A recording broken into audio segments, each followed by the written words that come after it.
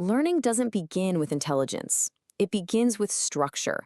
And without structure, learning itself becomes impossible. Think about it. Imagine you're dropped into a room where everything changes completely at random. There are no labels, no order, no repetition whatsoever. If everything is in a constant state of flux, nothing can actually be learned. Because learning requires something to hold on to, right? It needs consistency.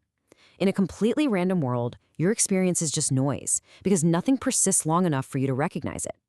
Structure is organized sensitivity. It's the underlying design that tells a system, hey, this matters more than that. Because if everything changes all at once, nothing can ever be recognized. And that raises a strange question. If intelligence isn't where learning begins, then what actually comes first? What is the true foundation of an artificial mind? Section 1.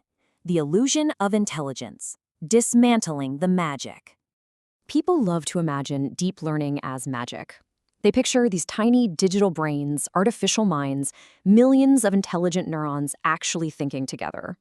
But the truth is, a neuron doesn't think, a layer doesn't understand, and a model doesn't actually know anything. We grow up carrying this quiet assumption that learning implies meaning. For us, learning restructures our internal world. It creates insight and awareness. But for a machine, learning is purely behavioral adjustment under feedback. It's just parameter tuning and error reduction. There is no inner reorganization of meaning. We project intention onto these machines because they sound so incredibly fluent. They trick us. Where intention is absent, the human mind just inserts it. But for the machine, it's nothing more than external alignment. Section 2. The deep mechanics, the fundamental atoms. A single neuron isn't weak, but it is incomplete. To really see how this illusion of intelligence is constructed, we have to leave the philosophy behind and look at the deep mathematical reality. Let's define the fundamental atom here, the artificial neuron. It is not some biological marvel. It's just a simple mini calculator, and it only performs 3 basic operations. First, it takes an input number and multiplies it by a weight, which basically controls how strongly that specific input should influence the output. Second, it adds a bias, just a little offset to give it some mathematical flexibility. And third, it applies an activation function. Think of that like a mathematical gate that decides if the signal should pass forward. That's it. It's just a simple rule transforming numbers.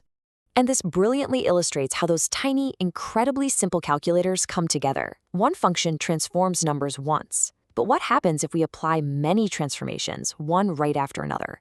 Here we're looking at a network of layered transformations predicting a movie score. Individual neurons are stacked into matrices and layers. Raw data, like your action and romance preferences, enters the input layer. It's multiplied, shifted, and passed through hidden layers, where learned patterns start to emerge, all the way down to a final numerical output prediction. Let's walk through this mechanism, building the understanding stone by stone. Step 1. Receive. The network takes in the raw numerical clues. Step 2. Weigh. It applies the learned weights to figure out which clues actually matter most. Step 3. Activate. That mathematical gate decides what information flows forward. Step 4. Pass forward. The newly transformed signal moves to the next layer in the sequence. Step 5. Guess. The network produces an output. And finally, Step 6. Review. The guess is checked against the actual answer. And without that final review step, the whole system is just a useless black box. Section 3.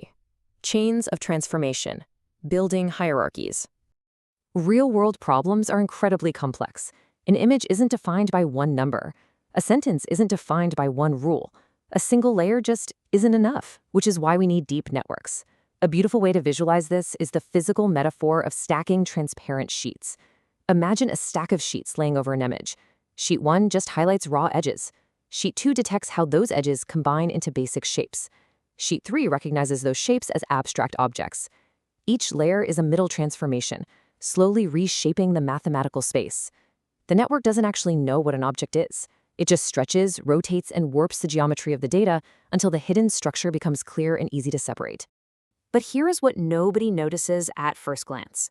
Where does the learning actually happen? Look closely at this mechanism of improvement. The machine made a prediction, and it was wrong. That error is precisely measured, and then learning flows backward through the entire network, nudging the weights ever so slightly to reduce that error.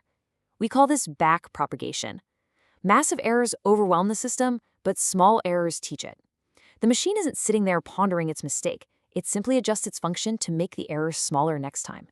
Feedback entirely replaces the actual need for thinking. Section 4. Appearance of insight. Systemic implication. When you stack these layers, when millions of simple units adjust their weights based on tiny errors, something extraordinary emerges from the mathematics. Not intelligence, not awareness, but the appearance of insight. Notice how this hierarchy of meaning unfolds right here. Level 1 takes in raw pixels, the discovered pattern, edges and gradients. Level 2 takes those edges and finds shapes and textures. Level 3 takes those shapes and identifies parts of objects. Level 4 takes those objects and maps semantic concepts. Instead of humans having to manually design the rules, the network is automatically inventing entirely new abstract ways to describe the world. It is building a hierarchy of meaning entirely out of math. So the crucial point is this. Adaptation looks intelligent.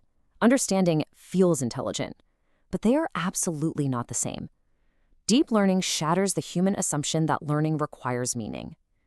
These systems adjust their behavior in response to conditions, creating stunningly fluent responses.